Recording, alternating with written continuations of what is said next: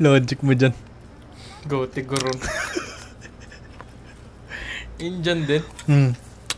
Ano kaya tinitinda niya, boy? Parang chichirya. Biryani. Biryani, nasa ganyan lang. Ano yan? Parang mga pop rice eh. Ayun, no? Pop rice. Hindi ko alam eh. Parang pika rin eh. Ah.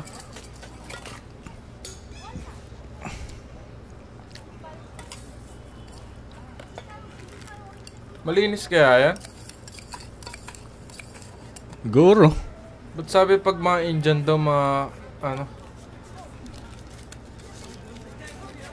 parang kadiri. Hindi nasa kultura kasi nila yung yung ganun. Mas nakakadiri, mas masarap. Yun yung tingin nila dun.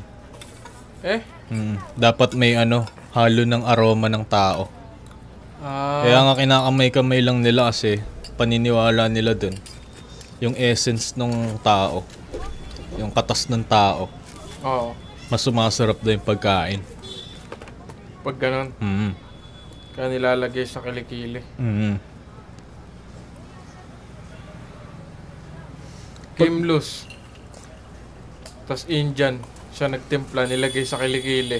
Kainin mo yun. Bakit hindi?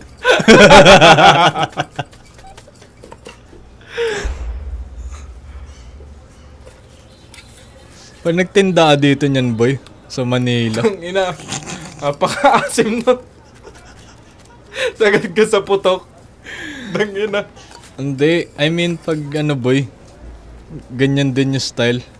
Tapos benta ka sa Luneta. Tapos mga Manilang. Tapos ganun-ganun mo kunyari. Daming bibili niyan. Oo. Pahirapan mo lang sarili mo. Lagyan mo lang ng kung ano-ano. Tapos ganun-ganunin mo. Pampa-attract lang. Dahil bibili sa'yo niyan. Ha? Magti-trending ka pa. Gotik room ng Manila. Try kaya natin, boy. Ano? Videoan kita, tapos tindaan ng mani. Ganyan-ganyanin mo lang. Pwede. Check lang kung maso-sold out. Kaya yan. Maso-sold out ka kaya niyan. Trending ka niyan.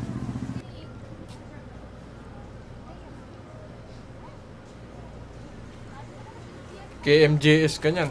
Eh? Oo. Nahihirapan kaya siya dyan? Only ganyan. Ano yun? Wala namang bumibili. Meron.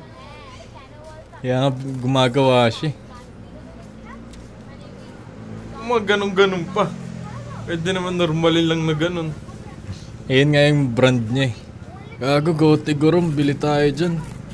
Ganun yung niyan, sabi-sabi dyan. Marami kasi nagtitinda ng ganyang product din. So ba't ka bibili sa kanya? Siyempre gumaganong-ganon siya eh. E di dyan ka nabibili. Parang ganun yung Oo. marketing strategy. Marketing advantage niya. Market advantage. Sasayaw-sayawan kami muna. Ayan oh. Parang noodles na matigas. Halo-halo na. Oo.